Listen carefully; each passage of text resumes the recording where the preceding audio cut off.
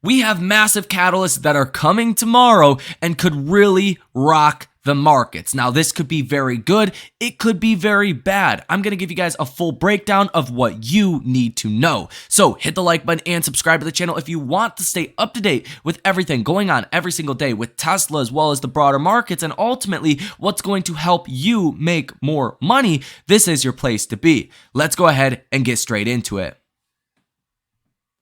Well, here's something the bears don't want to talk about. Tesla Autopilot just saved the day for this guy and his kid, swerving lanes before the driver had anything of knowledge to do with the situation that was happening in front of him. Another reason why you and I are investors in Tesla, helping to make the world a safer place. We have another pretty big development that happened today at Giga, Texas. A Megapack site is getting a huge transformer installed. This happened in the morning today.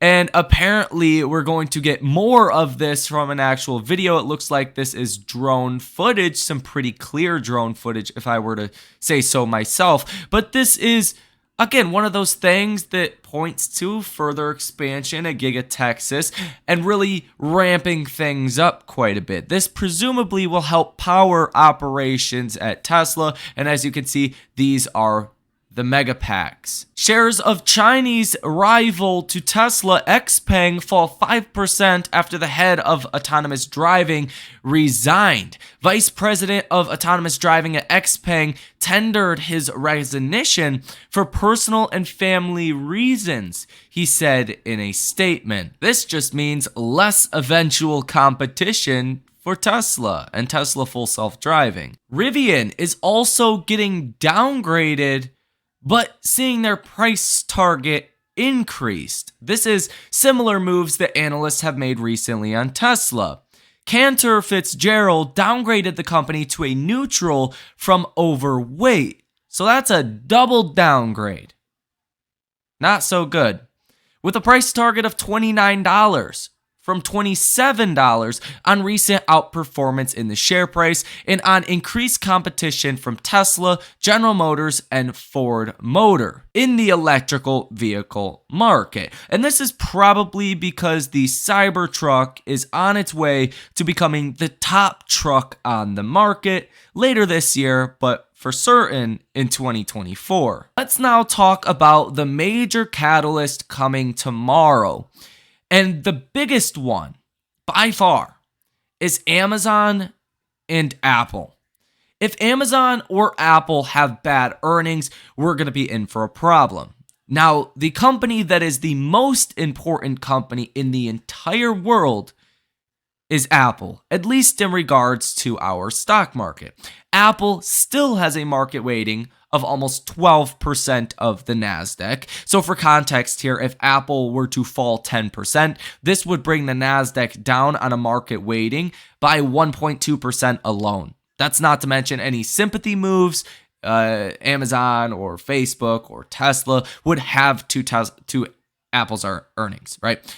Just a 10% drop from Apple would likely cause the NASDAQ to fall another 2% tomorrow. Now, 10% is over double what the markets are currently pricing in. The markets are pricing in about 4% up or down for Apple's earnings, and it could be more dramatic than that. Let's just call it that. The world's most valuable firm will wrap up big tech earnings on Thursday with a likely 1.6% drop in total quarterly revenue, according to Renoviv. Its steepest drop in third quarter revenue since 2016. If Apple does not give you positive guidance or have very positive things to say, what we've seen this earnings season is beating expectations is not good enough, let alone missing expectations. For an example, AMD, well, they beat across the board. They even raised guidance. And what's happening to AMD stock? Well, it's down about 6% here on the day, and they still beat. Imagine if you don't beat. You're going to be in for a world of trouble. Now, Amazon is important for other reasons. Amazon is a bellwether of the consumer. So if Amazon is telling you bad things about the consumer, that's not going to be good for the odds of a recession. There is quite a bit of optimism heading into Amazon earnings that this is the end of kind of this freight recession that we've seen, where people really just have not been spending as much money. Some of the international freight data has been pretty bad for over a year now. So a lot of people are getting optimistic that this could be the bottom, and you should start to see things actually recover towards the end of this year. At the same time, the odds of a recession just went higher because Fitch downgraded the US credit rating. So I think this downgrade makes things a lot more volatile for Apple and Amazon earnings. There's a lot more on the line now that America's credit score just went down. You're also going to get earnings from Coinbase, Block, Airbnb, DraftKings, Cloudflare, Fortinet, Petrobras, and Wish. These are going to obviously be smaller earnings, still some very large companies and could be important for their own specific sectors, but Apple and Amazon by far are going to be the most important. We are also going to get ISM Services, the PMI, coming out tomorrow morning as well. This is going to come out at 10 o'clock in the morning. You're expecting a number around 53. Last month's reading was 53.9. So if you see services PMI go higher, that's not going to be good, because that's one of the last segments of the economy that is still seeing inflation. It's your services. Unfortunately, services account for around 80% of GDP, so this has been a positive thing for GDP so far. The increase of prices that we have seen in the last 18 months has really propped up the GDP, and that's likely why we're not in a recession, although the amount of actual products and services that have been bought has actually decreased. Just the price of them has gotten more expensive. So if we start to see ISM Services PMI coming down, that's going to be good for getting inflation down, but it will negatively affect GDP. So it's kind of a fine line between getting services inflation down, just seeing less service activity or pricing pressures, but also staying out of a recession. It's really a fine line that we're trying to walk as far as the service data. Another big story tomorrow will be the bond auctions. The Treasury just came out earlier in the day today and said that they are going to be selling more bonds at their bond auctions. Now, how this works, it's kind of like if you auction a car. It starts at a certain number and then it goes, higher if there's good demand, or it can stay the same if there's not. Well, what we seen last week was the 7-year bond auction was expected to come in at about 3.8%. for the actual yield, and the yield came in at about 4.10%. Ever since then, bond yields have been rocketing higher, and after this latest downgrade from Fitch, that has not helped things out. Well, tomorrow morning, you're going to get an 8-week bond auction. You're expecting yields to come in at 5.28%, and a 4-week bond auction where yields are expected to come in at 5.27%. If these yields come in higher than that, that's going to affect the yield curve, and that's going to make borrowing costs even more expensive. Bond yields did rise today, almost breaking out to a new high of this cycle, but you've seen something very interesting happen. So I'm going to go ahead and pull up a chart for you. This is TLT. It's an ETF for the 20-year Treasury bond. Now, what happens when there's fear in the economy or fear in the markets? People go to buy your Treasury bonds. And this is the COVID crash that you've seen. Treasuries shot up because people want safety in times of volatility and economic stress. So they go out and they buy the bonds. Now, when bonds fall like we have seen over the last 18 months, that pushes yields up higher. That pushes interest rates higher, and has had this effect on the 10-year Treasury. If we go ahead and show you, it's had this effect on the bonds. It's basically just went higher and higher. Well, what you actually seen today is the bond yields started off really high in the morning, and then they kind of started to climb, right? the actual bond prices started to climb throughout the end of the day, actually making yields fall.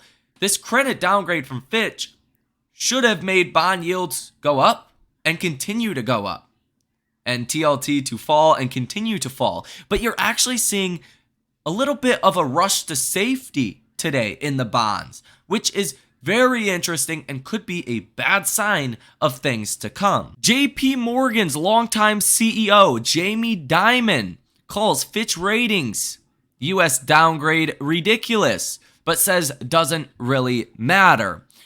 Fitch Ratings downgrade of the U.S. long-term credit rating ultimately doesn't matter, JP Morgan Chase CEO Jamie Dimon told CNBC on Wednesday. Quote, "It doesn't really matter that much," Dimon told CNBC's Leslie Picker. They point out some issues which we all knew about. Still, it is ridiculous that other countries, including Canada, are rated higher than the U.S. when they depend on the stability created by the U.S. and its military, Dimon added. Pretty good point. Okay, Dimon, you have a good point there.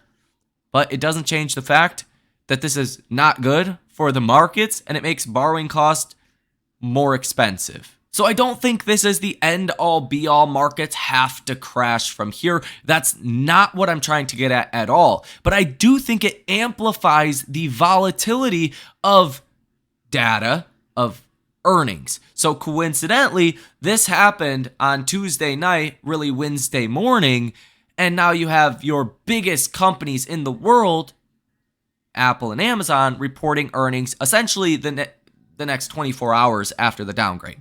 If those earnings are bad, it's going to turn into a very bad situation. Now, specifically for Tesla, I know a lot of you guys are all in Tesla, and that's honestly not a bad move. Well, it's also going to have that same effect on Tesla. If things are great, they're going to be really good for Tesla. And I mean, if things are great in the broader markets, it's going to be even better for Tesla. And there has been a lot of good news. We reported earlier that Tesla just leased a new building in India because they're expanding in India. This is great news. Very positive. And every single day, it seems like there's a lot of positive news for Tesla. Markets, they don't care.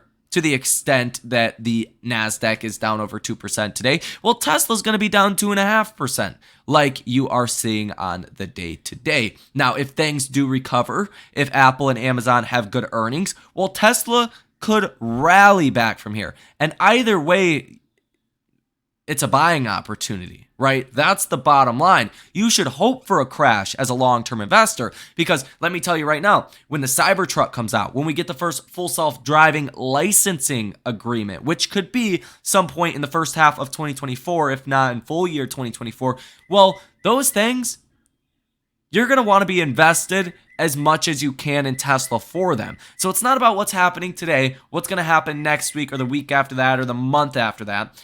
It's about where's the stock going to be in 2024. The dynamic is going to change in investors' minds as we get into 2024, where investors are no longer looking for stocks that are safety, like we've seen in 2023, aka people flooding into your big tech stocks. There's going to be more of a precedence on getting some growth, especially if the economy avoids a recession but is not growing much. During those kind of environments, your high growth stocks, especially your quality growth stocks, which is Tesla to a T, are going to do very, very well. So there's a lot of reasons to love Tesla. Every single day we get more of them. As far as tomorrow, it's going to be extremely volatile, especially in after hours. And Friday ultimately is going to be a massive move for the markets. That's when you're going to get the digestion from Apple and Amazon earnings, and that is what's going to be very volatile. On Friday, you're also going to get the unemployment rate for the month of July coming in at 8:30 in the morning. Again, this will be amplified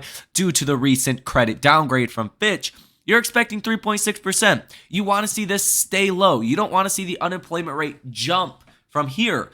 That was a different story in 2022. Anytime you got bad economic data, the markets rallied. Anytime you got good economic data, stocks sold off, and some of those sell-offs were quite aggressive. It's not the case anymore when inflation is 3% on a year-over-year annualized basis. You want to see good economic data. Now, the non-farm payrolls report, same story here. Plus or minus 50,000 is going to be okay, right? 50,000 less, 50,000 more. That's going to be fine. You're expecting around 200,000. So if job ads come in at 150,000, as high as 250,000, that's going to be okay.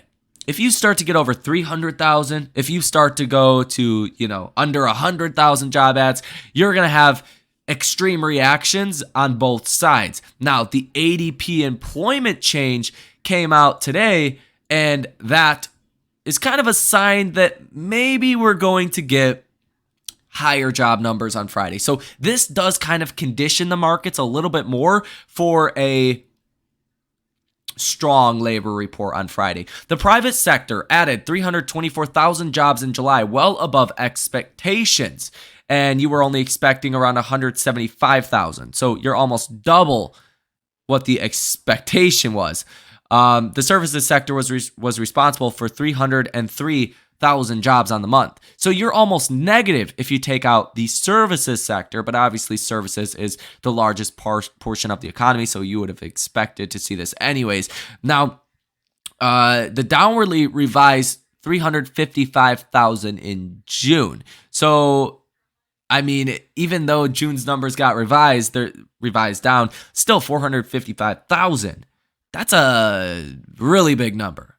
And this didn't necessarily help out the markets today, being that you just were so much higher above estimates, something the markets did not like all too much. So, if I were to boil this down, it's not guaranteed we crash. It's not guaranteed we rally. Odds are probably tilted towards the downside, and this should be seen as a buying opportunity, but it really comes down to Apple and Amazon earnings on Thursday. If those guys have bad earnings, just the market weighting of those two names, specifically Apple, will cause big moves in the markets, whether it's up or it's down. Apple is not really expected to give us good numbers. So that's also kind of a positive, because if you're expecting good numbers and they come out bad, well, what the hell happened, right? But if you're expecting bad numbers and they came out bad, but not too bad, that's where things start to look a little bit better. I know the markets have a very weird way of interpreting earnings and data, things of that nature, but you can't argue with the markets. Now, as far as Friday, the labor report, the unemployment report, as well as the non-farm payrolls report, that's going to also amplify the move that you're already seeing from Fitch, this negative downgrade. Apple and Amazon earnings that will be in Thursday and after hours. So Friday morning is going to be the first real reaction once markets open. And then you're going to have the labor reports on top of it. Friday is going to be an absolutely crazy day. It could be a bit of a shit show if things are negative. So that's what I wanted to prepare you guys for, as well as kind of give you a heads up on what's going on with Tesla. A couple key things of news that came out after the markets close. So that's going to do it. Hit the like button, subscribe to the channel if you made it to the end of this video. If you guys want to come trade with us live in real time as well, link down below in the description of this video. Thank you for watching. Enjoy the rest of your day, and I will see you in the next one.